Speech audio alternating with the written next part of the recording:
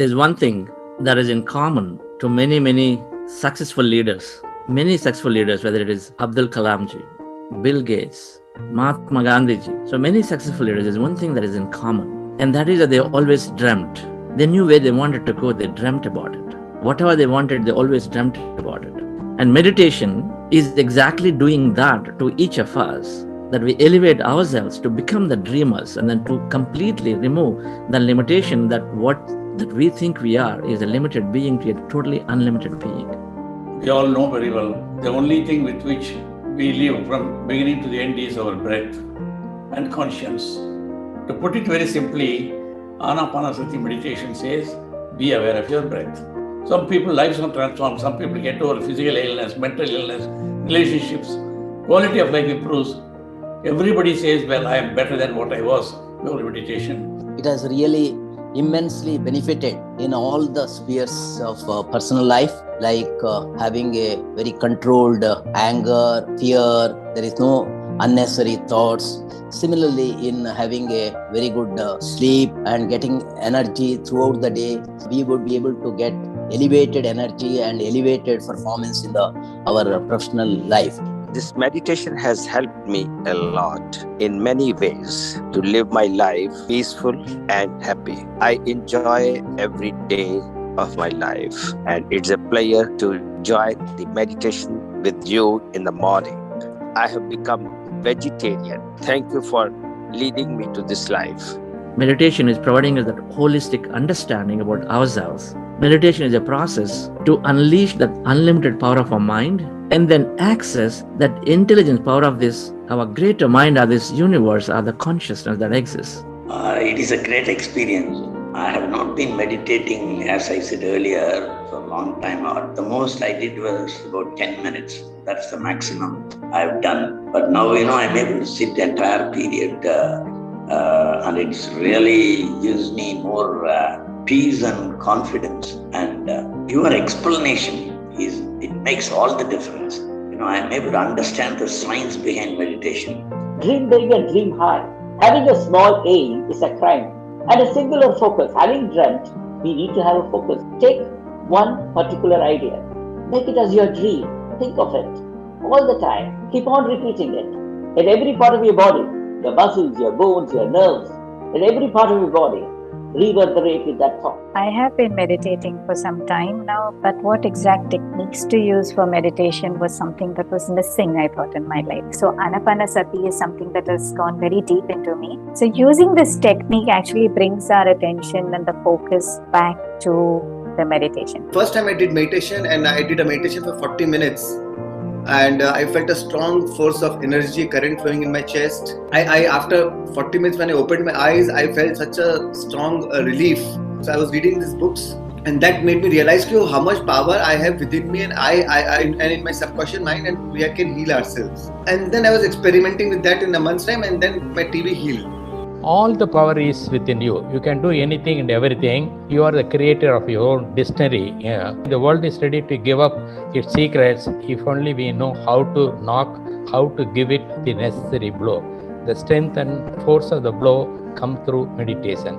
I was not able to control my anger and stress, all those things. I was expecting the world around me to change. So after starting meditation, initially I was unable to sit for even 5 minutes, 10 minutes. So after sitting in practicing for a month or two, I started realizing the world within me started to change. I was able to deal things in a more positive manner. I was living to the greater mind. Things were falling in place basically. I didn't know that was because of meditation. Buddha CEO meditation and now is completely different. My mood during the day is wonderful and I feel I have a lot of energy during the day, which I used to be pretty exhausted before. So it's complete 360-degree turnaround for me. I can't thank you, all of you, enough for this. Thank you so much. Meditation, as you can tell, is a very easy process. When we are meditating in a group, in a large group, that energy is non-local, non-linear. So we are experiencing energy and we are all connecting in a larger energy circuit. As we go along, we understand this. If you want transformation, then you need to do meditation. Transformation is directly related to meditation. The more you do meditation, the more you are transformed automatically. When you are doing meditation, energy naturally flows out from within you to the without. It keeps on happening. And because of the energy output, transformation happens automatically, naturally, by itself.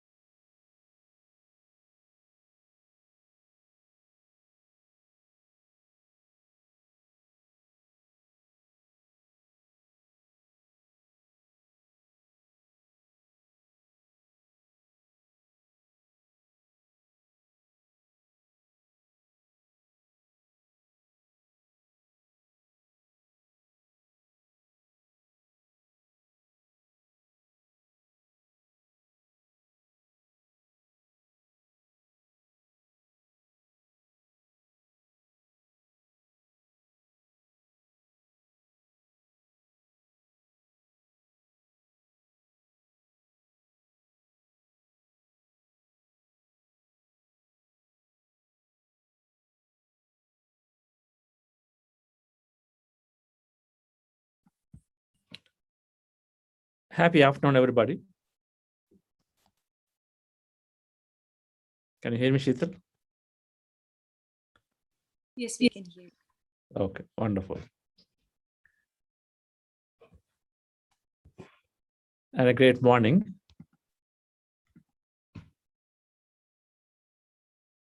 Hope you're enjoying the sessions on mindfulness. Most certainly, I'm catching up with some of these.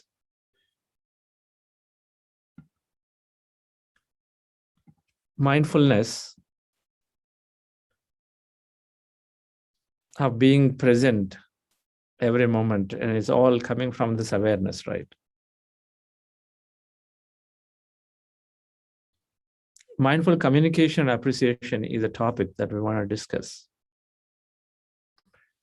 The communication, we're not talking about how you are speaking to your colleagues. Sheetal has already covered the art and science of speaking and listening.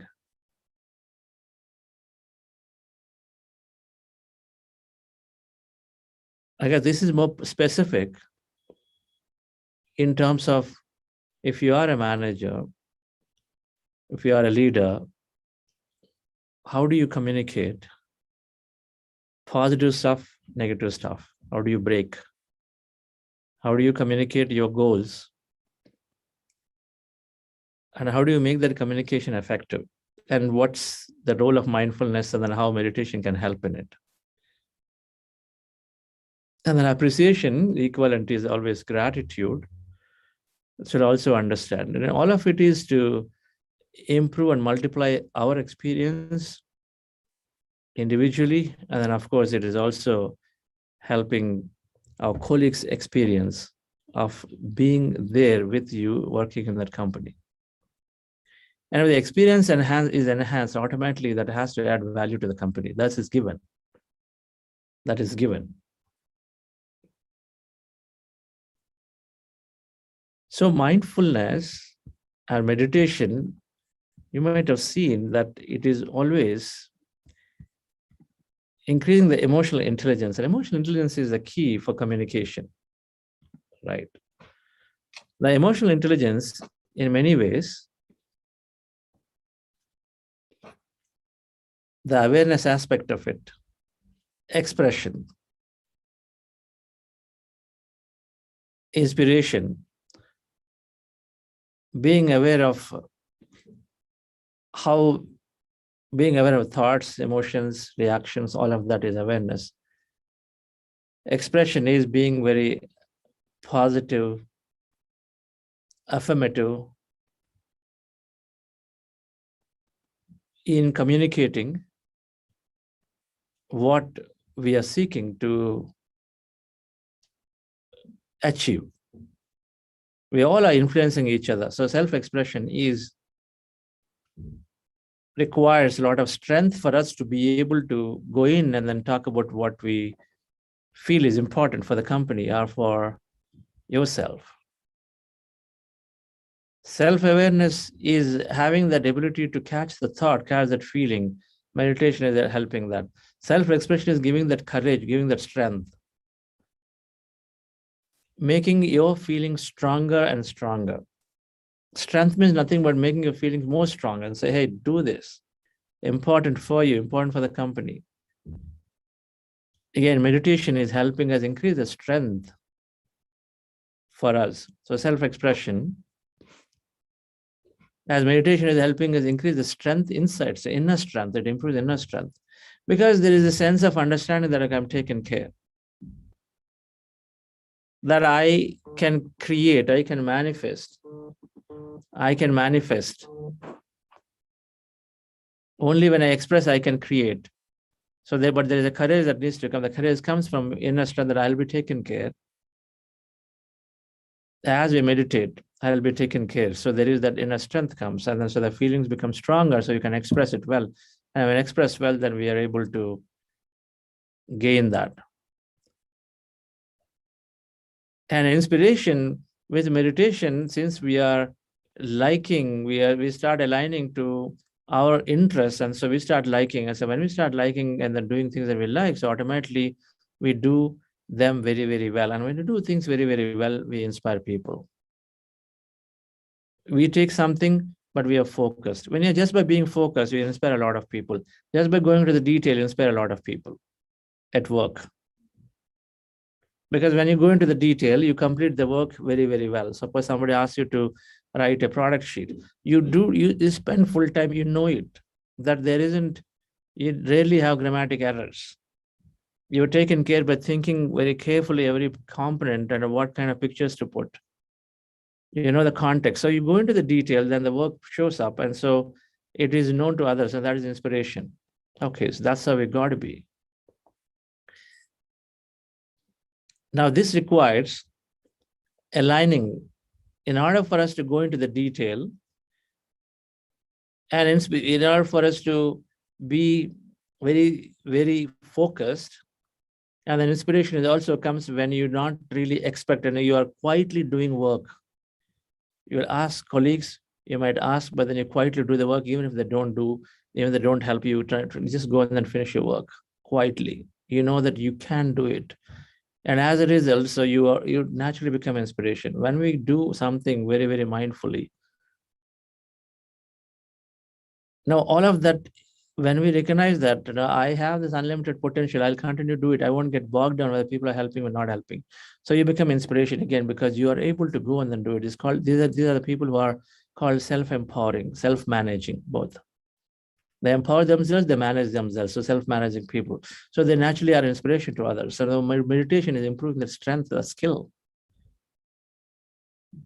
Meditation is teaching us that, okay, I don't have to be bogged down if people are not helping, because I still can go and make a difference. So when we go with that attitude, of course, it pulls a lot of other help automatically. So we become inspired, we inspire. We inspire automatically because we are very, very mindful, we are involved, we are focused, we are detail-oriented. And meditation, we've heard enough that it is developing empathy. We move away from sympathy to empathy. Meditation is developing a skill. And once you are a self-managing individual, and when you recognize that if my life is about multiplying my experience, so you want to take people along, because then you can create something larger, right? So this cycle, emotional intelligence is there. Meditation is absolutely making us better emotionally intelligent. Now, some of these principles that we apply for mindful communication, where as managers and as leaders, when you want to communicate, when you want to get things done, I sort of been looking at what I have used throughout my life. were something that I've been learning constantly as I came into the spiritual path. In communicating, let's talk about things that we want to create an impact for ourselves, for the company. So you have goals. You have a quarterly goal. Are you just finished planning? Are you just won a big client?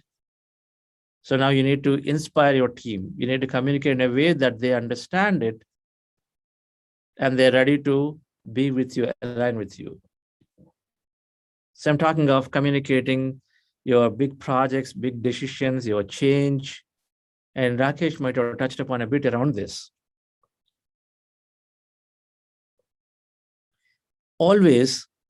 I have always attempted to provide a big picture first. We want to provide a big picture, empowering your team members by communicating the big picture. Often we are giving point tasks. We're not setting the context right. The reason is this.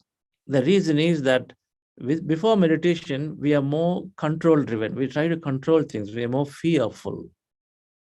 The concept of corporate secrecy is too much being ingrained into us that no, everything's secret, hush, hush, hush, hush.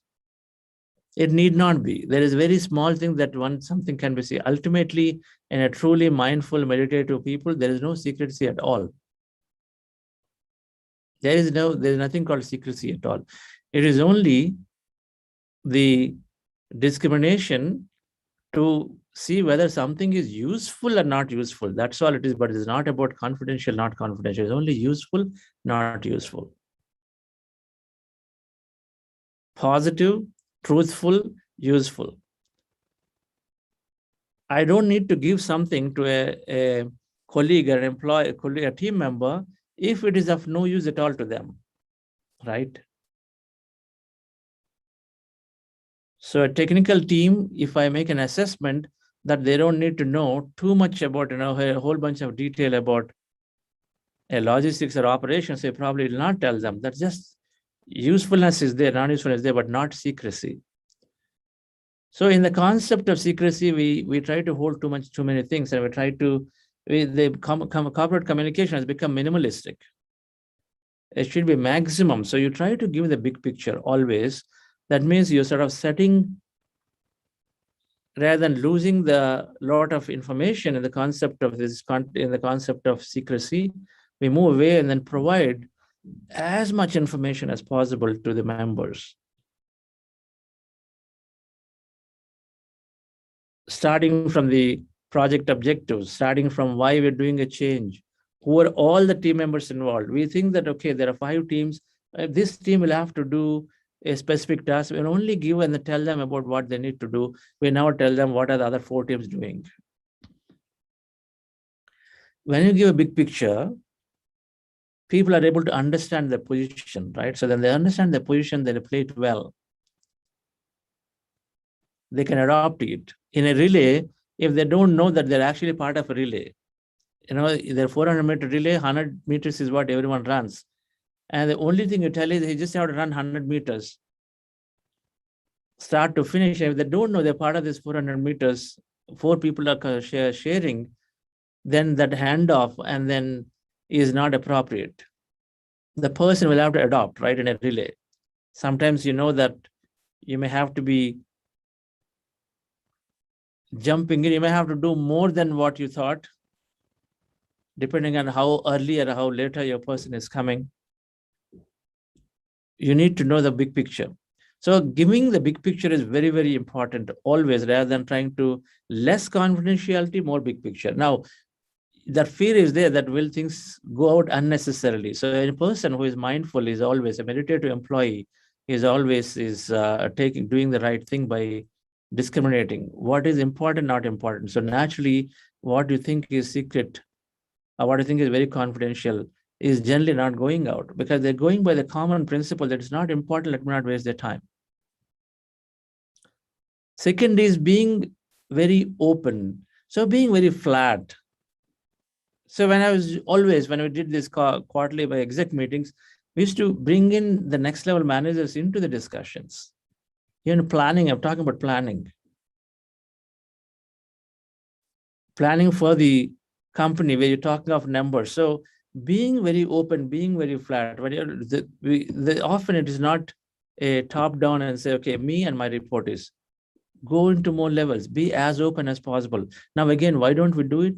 Again, we're fear driven.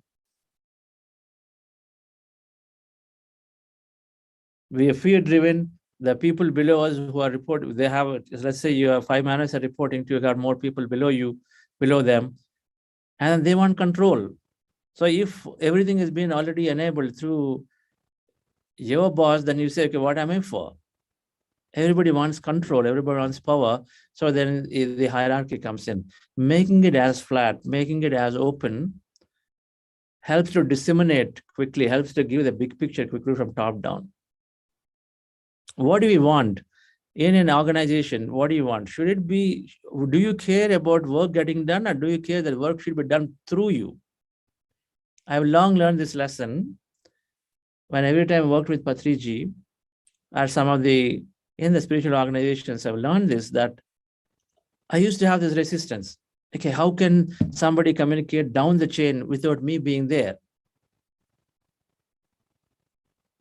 But then later realized, if it's all about getting the work done, so what if somebody got communicated from the top down and then they're still doing the work in a way they want it? So they let them do it, because then your energy is saved, the work is getting done, and then you are objectively there in line with the company. So what? Why not? Being as open as possible, empowering with a big picture, are fundamentally, now, again, where is connection with meditation? A meditative employee is not seeking power, not seeking superiority. We seek equality, not superiority at the workplace. We seek equality, not superiority. So everyone is same, right? It is just the different levels of, we all have roles, but doesn't mean that somebody is really lower and then somebody is very higher in that sense, because we're all the same stuff, same energy. We just have taken different roles in this lifetime or in this job. So seeking equality, not superiority, helps us to make it as open, as flat as possible as a structure, culture. So then suddenly the teams are enabled. And then so as leaders, as in between managers, and we can do many more things than trying to do the same communication at a different level again. The third thing, friends, a lot of times, because we don't have clarity, we tend to delay communication. When we are seeking a change, when we are communicating our corporate goals, communicate as often as possible is the mantra. As often as possible, not try to, and the reason we don't is we don't have clarity. When we don't have clarity, we are fearful. We are fearful that, okay, the team will mess it up. They don't understand. We are making decisions for them. It is when we are meditative, we're not fearful anymore. When our team members are meditative, they also understand that there is enough of fluxes there, things are happening. They understand it, they accept it. They can live with uncertainty. They understand that uncertainty and ambiguity breeds to creativity. Creativity only comes when there's uncertain ambiguity. If you wait for things to get very, very settled down, very clear, requirements have to become very, very clear before you communicate, all the time is gone. But if you actually enable them, even if they're not clear early on, then they start thinking about it. So they actually can become very creative. Quantum principle is creativity requires that uncertainty, ambiguity. Otherwise, there's no creativity because it's all fixed. And the last one that I do, and then, of course, this is a typical corporate principle that's been said, is that repeating. As a leader, we repeat and repeat and repeat and repeat. So like a parrot, it's okay, even if you're getting bored of it, but keep repeating, because we apply the neuroscience principle. Neuroscience principle is what? Repetition programs the brain, isn't it? Repetition programs. A lot of times we make an assumption. Okay, I only spoke about my experience. I only spoke about my goals just last meeting, so let me not talk about it. The absorption itself is so little. First time, the absorption is so little that whatever you said is already gone out of the mind long ago. So repetition is always helping. Key points we continue to repeat and repeat. So that's how you make it as your core priority in the employees' minds. So empowering by giving the big picture always, we got to move away from what is the confidentiality stuff should be almost non-existent in the matters of spirituality. When I say spirituality, when you are a spiritual person, there is very less and less and confidential stuff. Let's understand it. Usefulness and non-usefulness is there. That is the approach should be based on that. By the big picture, like the Taj Mahal, big picture, when somebody is building Taj Mahal, there are three masons are given. One is told you're just building a wall. Another is told you're building a monument for a king. Another is told you're building a world wonder. Three different types of communication. And see, the quality differs in each one. The one who is building for the world wonder, he made it with the most finest marble. Anything that is even the slightest quality, not different color, not matching, then he discarded, the mason discarded it. The mason spent extra time trying to intricately make sure everything is good because he wants to see that it is the world wonder. There is no color mismatch at all. The whole thing has got to be super fine. Man is building for king's monument, is still equally good, but he let different colors go by.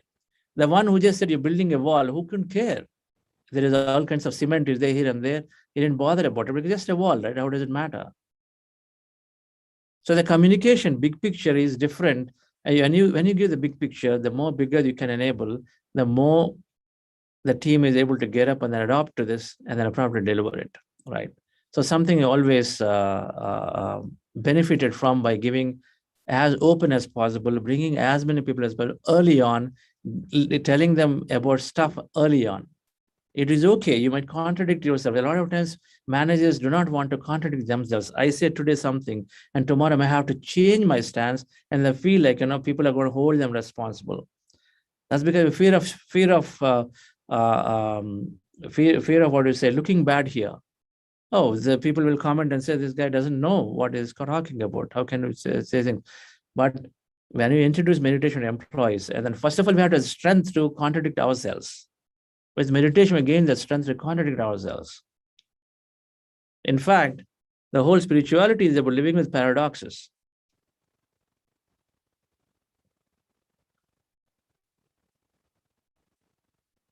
There is no death, so don't worry about it. Time eternal, don't worry about it.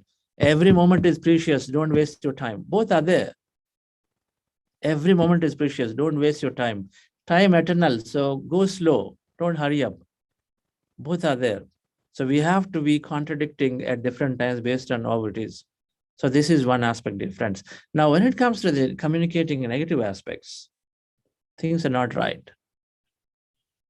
So this is where a lot seems to be going off. When we are very mindful, we are always finding even the slightest positive before we communicate negative. Suppose we did not meet the results for the quarter. We did not meet the results, but we must have done something, right? If we had done 70%, but we did not meet the results, the normal communication would be, dear team, this quarter we absolutely miserably failed. That is a disaster way of communication. Negative ways, we failed, we fell short by 30%. Right. But the positive communication is the team, we achieved 70%. And this is in comparison to last year, you find something positive. In comparison to last year, we're almost there. But however, we planned for this much, so we need to do more. Rather than saying we fell short, we did less, they say we need to do more. That is more positive. So giving an action, this is communicating them that in a positive way. We achieved 70%, we need to do more is different from saying that we failed miserably or no, we did not meet it.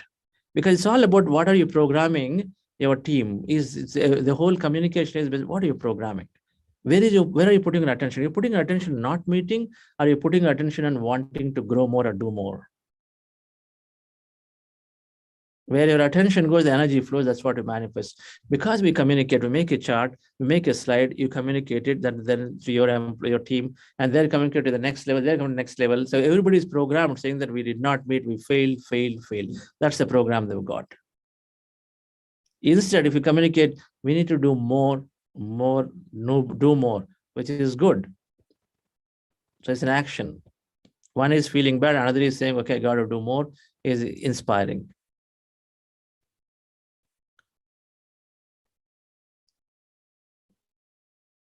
There are many other principles, but if we have to put difference, being as open, and uncertainty is always there. We're never certain about what we have to do. And more so in the agile model of where these days, you got to build stuff in real time, in a week, in a day, in a month. And so uncertainty is there.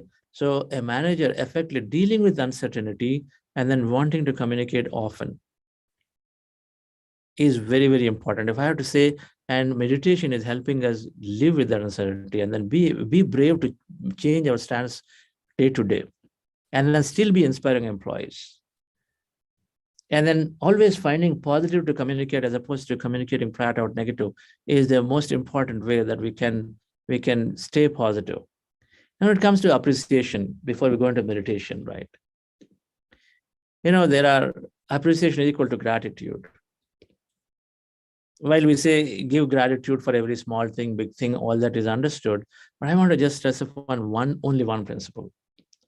That principle is to give credit to the team members, full credit to the team member. If we can master it, a lot of times we seek recognition because we do say 90%, 10% somebody has helped us. If we can master that aspect of giving that credit, full credit to the team member who's done even the 10%, 5%, 1%, then we are fundamentally appreciating to the fact, so you're motivating, inspiring the other person significantly. You can get a lot done. We miss out many times. We try to measure it. We try to balance that credit, appreciation, because we do a lot of things and say, hey, I have done it. I told you, you did it. This is how it goes on. The words are like that. I told you, so I only communicated with this person, so you wrote this down like this. All of this is what we say. No, all of I did. And so you say, Reshma did this work.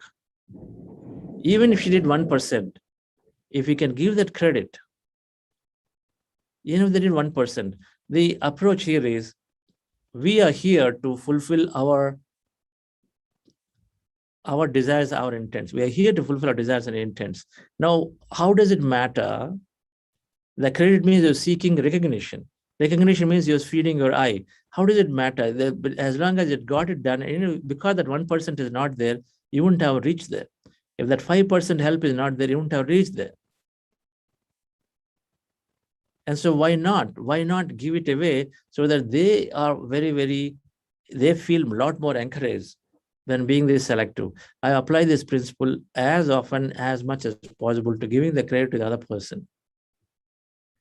Just try it out. We don't have to. Our recognition will come automatically. When we are empowering, enabling others, your recognition will have to come. And one of the great ways of empowerment is this appreciation. Appreciation by giving all credit to the other person. The more you can do difference. They're done. They just moved one brick, but you are the one who built the whole building. It doesn't matter, and say, hey, this person, because of this person, I could do this work. It's a beautiful way of appreciating. Leaving out all of this mindfulness, there will be journal, write down what are the 5 small things and big things to do. All that anyway, we do it. Meditation is giving us the mind. Anyway, in every meditation, we're doing expressing gratitude for every small thing to big thing. We do that. But I would like us to take this principle of giving full credit to the other person, to the team members, not me, and make them fully empowered. That does 2 things. One, they are motivated. 2, our ego, we are dissolving ourselves. The more we dissolve our ego, the more we avoid flaring up the ego, the more we are merged into this consciousness. When ego means separateness, the more it goes away, the more merging into consciousness. So it requires a lot of strength to give away the credit. And we're able to do that. That means we are completely becoming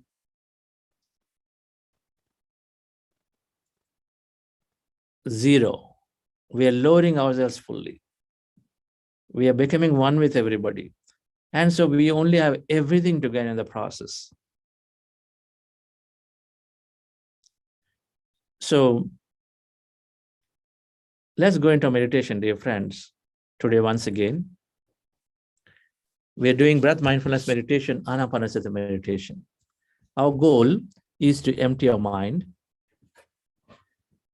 Thousands of thoughts in our mind, and they're cluttering constantly. They're feeding our ego constantly. They are constantly dominating. They are pushing. They're pressurizing people in the way we communicate, introducing fear because we project what we have inside of us. And then meditation is helping to detach, helping to remove all the unwanted, 90% unwanted thought by just observing our natural normal breath. So the technique for this is simple. With your eyes closed, specs removed, fingers into fingers, rest your hands comfortably in your lap, cross your feet at ankle, and observe your breath. So with your eyes closed, observe your breath anywhere in the nose, preferably in the middle of the eyebrows. Observe your natural breath going in and coming out. When you observe the breath, your mind becomes empty. As the mind becomes empty, the magic of meditation begins. When the mind becomes empty, our thoughts go away, our energy increases, our thought power increases, our clarity increases, many more things happen. So as the mind is empty, we experience emptiness that's called energy, and then we experience that energy, be a witness to it.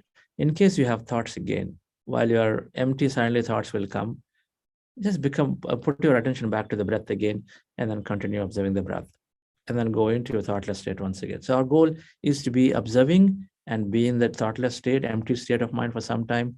In case thoughts are there, come back to observing the breath again. That's what we do. Relax yourself, sit comfortably.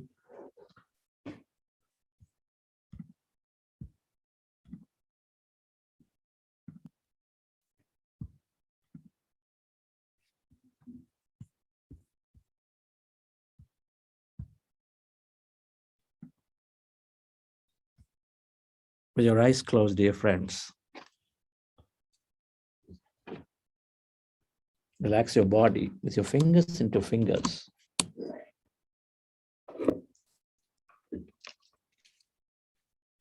Resting your hands in your lap, observe your normal, natural in-breath and the out-breath.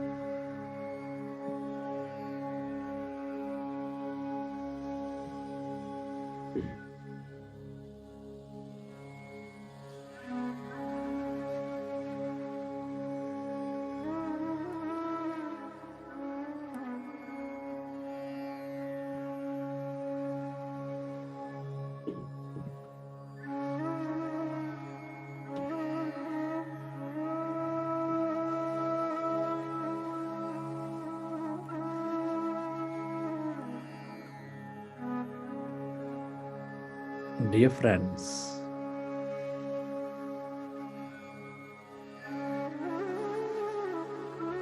we are going into powerful group meditation.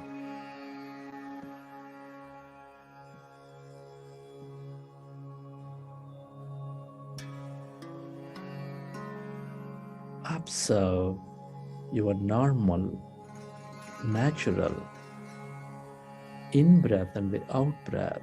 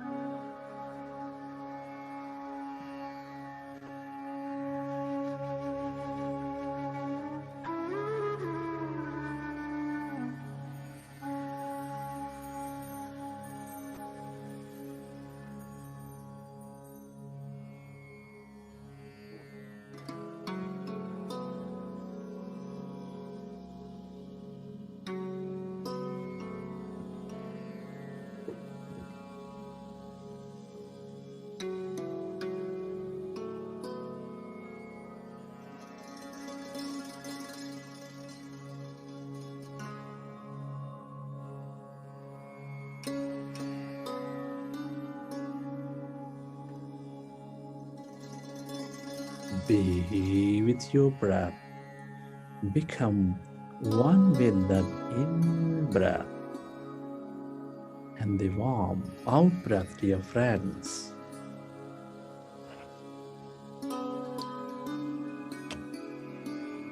When we observe our breath, our mind becomes empty.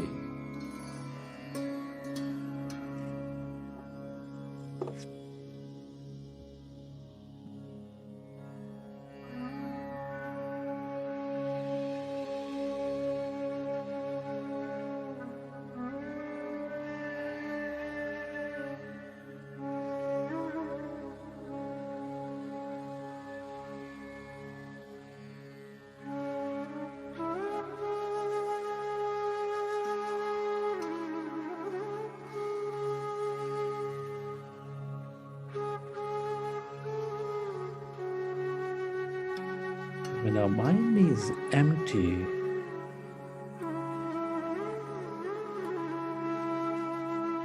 we channelize all that energy into the generous present moment.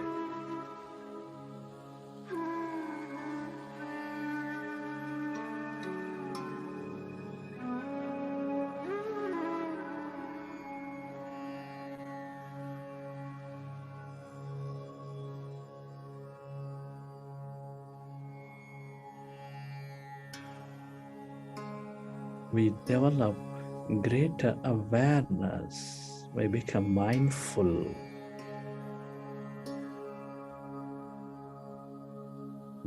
Be with your breath.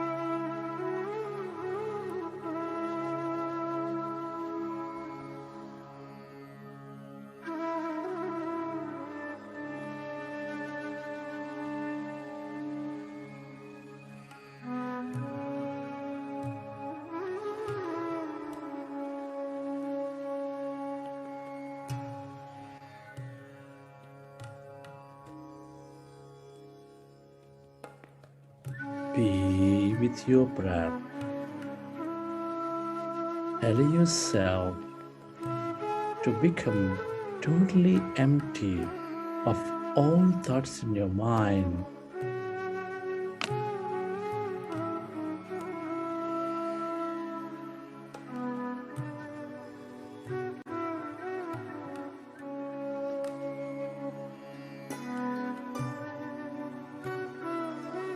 Observe any sensations in your body.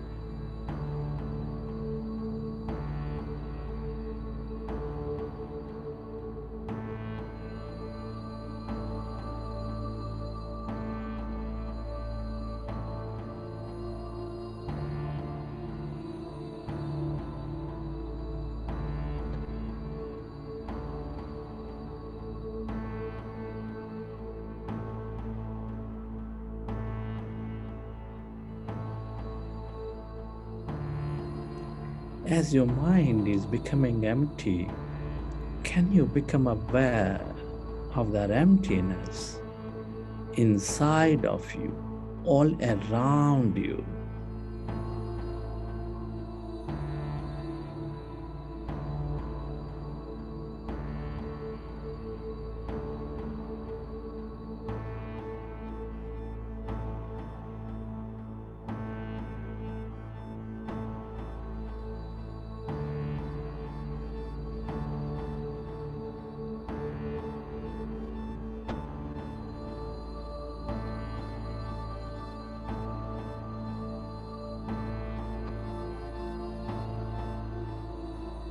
Become aware of that emptiness, where there's no body, where there's no thing, in no place and no time.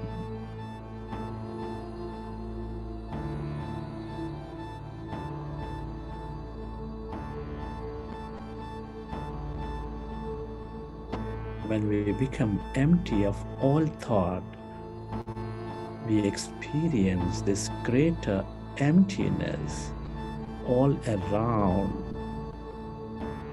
That's energy.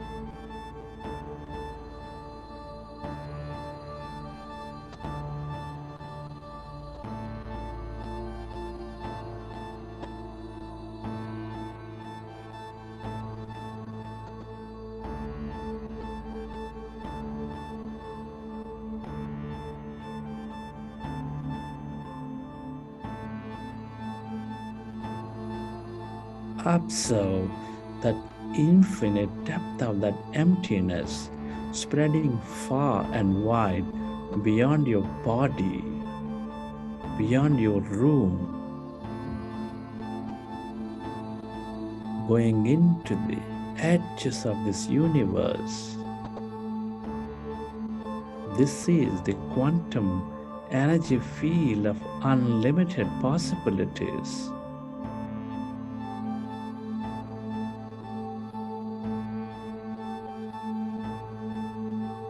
The longer you stay connected to this field of energy, the more clearer you become.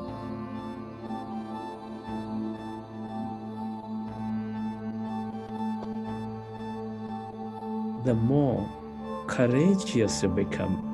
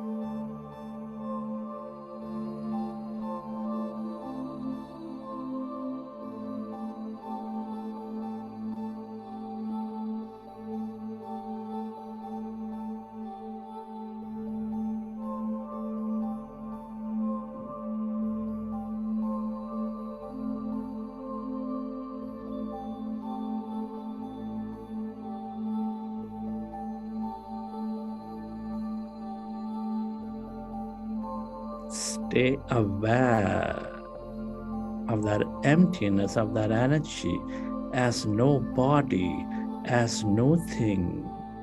Remember, we are less matter, more energy. And allow yourself to stay connected to this light. The longer you are in this field, dear friends,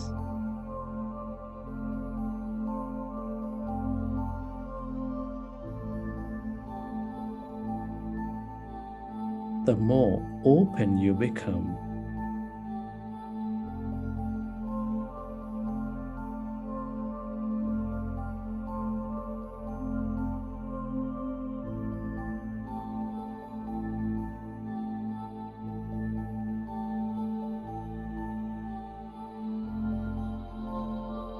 The more grateful we become.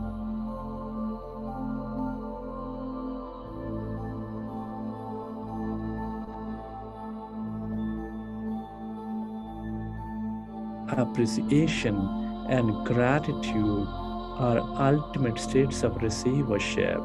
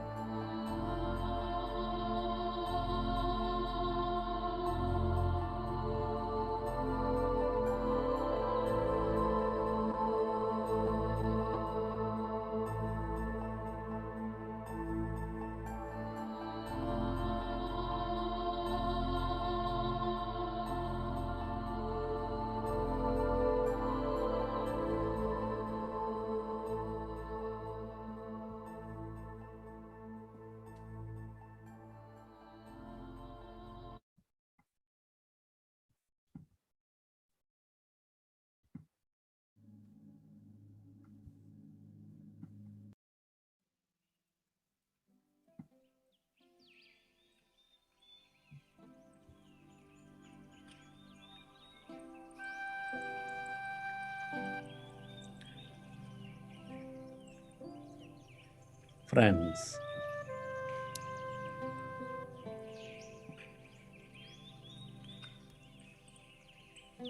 express gratitude to all things and everybody.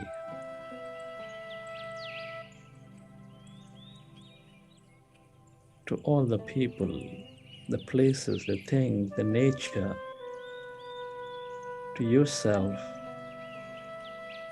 to this field.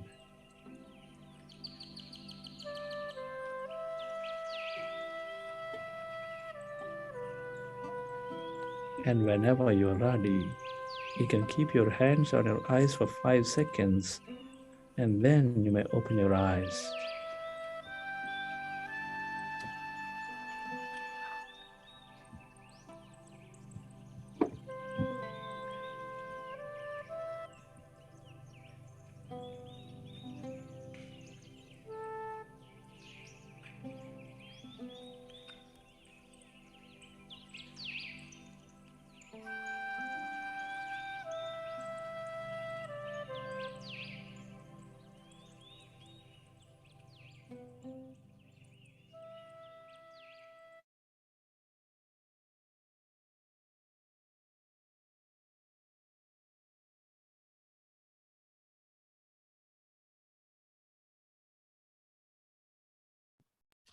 Okay, friends.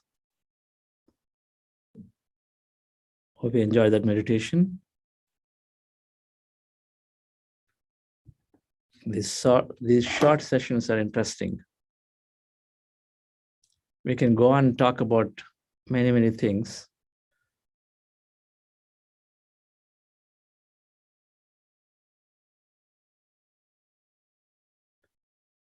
But it's always good to have refreshers. Those of you attending the morning program, we hope we are complementing what you're learning there with here. Sometimes we need to repeat, relearn or learn, applying the neuroscience principles. So thank you for joining. If anybody has questions, we'll take for 5 minutes. Anybody wants to share their experience of meditation, definitely will like to hear.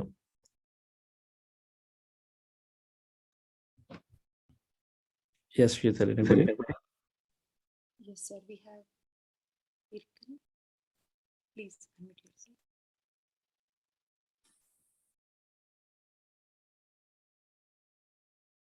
Hello, Shita, did you call me?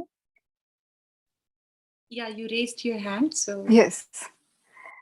Good morning. I had a full experience with meditation, and today's session is very insightful, very relatable. I can immediately implement at my work. I have a question. So, while doing meditation, sometimes my neck, it goes into sleepful state and it's strained. So, how do we take care of it? Is there a better position of? I need help here. No, you don't have to take care. You don't have to take care, especially. It does happen, and over a period of time, it will get settled in. Okay. The neck goes forward, body goes forward. Yes. Which is good, which means it's a good experience. They're going into the empty states. They're receiving energy, your body is stabilizing with it. And it may be there even after 30 years of meditation experience or practice also.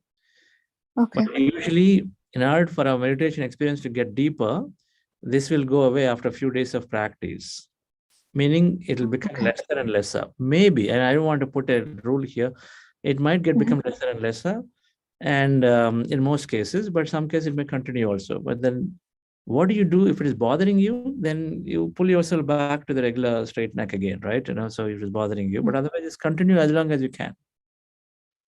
Okay. That's all. Okay. Thank you. What's your call? I thought your name is different.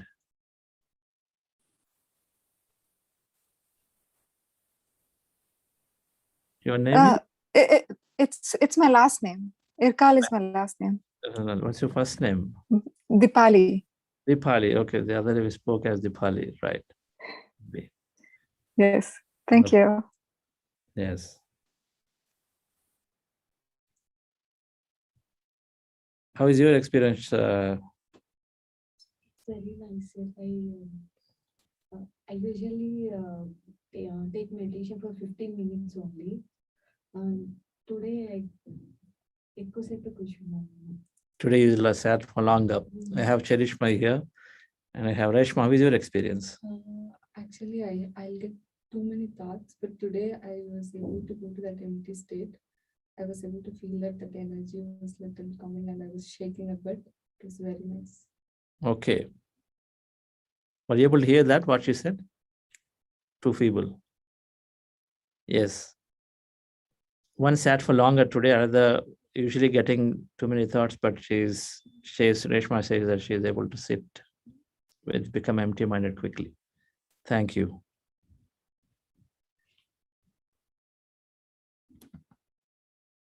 Yes, sir, we have Sujata. Ma'am, please unmute yourself. Hi, can you hear me, Sita? Yes. Hi, thank you for taking my question. So Chandra sir, I have one question. Since someone asked about the neck, so whenever I go into deep meditation, my neck, I don't know if that's the chakra or something. It kind of irritates me, and I feel that something is flowing there, and it goes. The deeper I go, the sensation goes into such a way that I have to do something. So I put some scarf or something around my neck to stop that. So why is that happening, and how can I avoid that? What happens? It pains? It doesn't pain, but I feel that something is some sensation like energy or whatever, I don't know how to name it, but that becomes so high that I cannot do meditation. Something is flowing there, something like some magnetic energy or whatever you call. I feel a lot of sensation in my neck that I have to stop the meditation and put some scarf over there or some cloth, so that stops the feeling. Okay. So, you want to continue through the meditation process as much as possible until the time you say, I cannot bear it anymore. So what stops you from stopping? I mean, why are you stopping? Why can't you go further? What happens if you did a little longer? You get distracted? Is it what it is? Yes, the more deeper I do, I feel that something is happening there. Yeah. So it is sure, there are many things happen in meditation. Sometimes people get deep pain, but we have to bear it. We sit through it. We feel really so much heavy-headed that as if the head is going to collapse down. But sit through it. Continue with it. It is a beautiful experience because it is either tremendous amount of energy or healing or some kind of block getting cleared. So many things are happening. When I say block, it's about a past memory. Many things can happen. So it's difficult to explain, but the idea is we should sit through as much as possible. Okay. And okay, so through it, so you will go through it and then you'll go past it. It will clear. Okay, someone told me the same thing, like some bad energy is coming or something is happening there that I'm blocking it, so There is no bad energy in meditation. It is very simple. There is no bad energy. Everything is, we understand this consciousness as a very intelligent force. And so we are receiving information signal, which is nothing but energy that is appropriate for us to clear our limitations. That's all it is. Ultimately, to clear our limitations or expand our knowledge. Two things. Clearing limitations is expand knowledge, right? So when those limitations are cleared, or any old memories that are stuck out there, which keeps on projecting for us as either I'm not good or lack of self-love or projection of others. So all of those will go away. And that's the kind of energy we're receiving. That's all it is. So there's no bad energy. Everything is to expand our consciousness, and everything is to clear the limitations. Never any concept of bad energy. Bad and good are really in our mind. What we project is what becomes bad or good, depending on how you take it.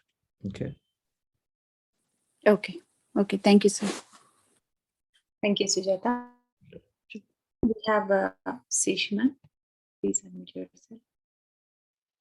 Namaste, Chin sir. Sir, I have one question, sir.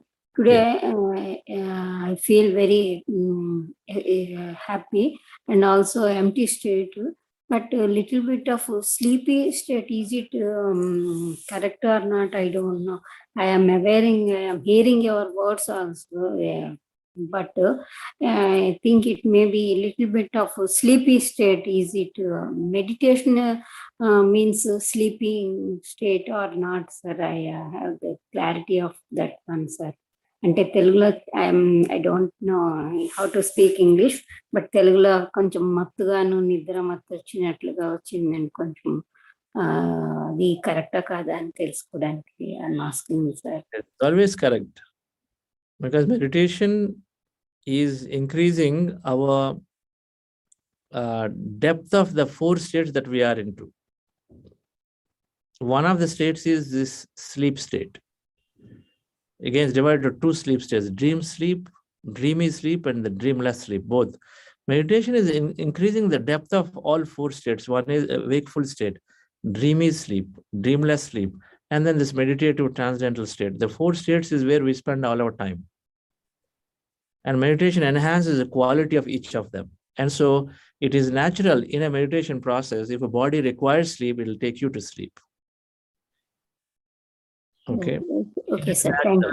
It is a process, and it is always intelligently guiding the body, guiding the mind appropriately. It's changing the body and mind in each meditation. So just be with it, no problem. And the body has adequate sleep or adequate energy or adequate healing done, then that condition will go away, and then you will become more consciously awake in meditation, aware.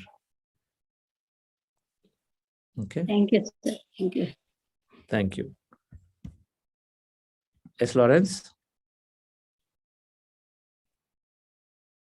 Any closing comments? No, as you said earlier,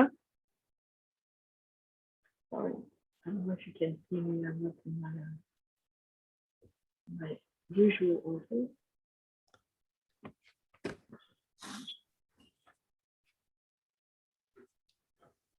Yeah, as you said earlier, it's good to hear again. I really loved your talk about it's very practical. And it's always good for all of us to listen to this again and again and again. And I agree that repeating is contributing to this neuroscience we are teaching, by the way, and building up this automatism that we have, and especially when we meditate. So I honestly enjoyed it a lot. Wonderful. It's difficult to give, especially the big picture, and give everyone a meaning for what they do, and show them how it can align with the purpose of every single team member, no matter what the job, no matter what they are doing. I have been trying to do that in the last 5 years, and I think it's provided a lot of job satisfaction. So thanks again. Yes, thank you. So we are here from Bangalore, Buddha Siva studio, saying hi and bye to you all. All right. I wish my ear to come down. Yes, very good. She will take a screenshot. We'll become famous now. So Lawrence, I'm waiting for you to be here. Sheetal also to be here. Yes. Okay. We can create a virtual background with our picture, and we will do the picture. Ah, okay. We want the physical you here. All right. Thank you all. Have a wonderful day. Yes. Thank you, Sheetal. Thank you, everyone. Thank you, sir. Sheetal, how is the session? It was really, really amazing, sir. Always fascinated by the way you put in a very simple way examples. Like I really love the way you explained about how important to show the big picture to the team. Like with the Taj Mahal example you have given, and the other beautiful is appreciation. When you appreciate others, you are becoming selfless to become that. To become one with everyone. So it's really, really beautiful. So thank you so much.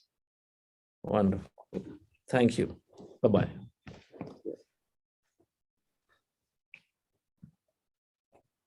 Oh, Venugar is there. Okay.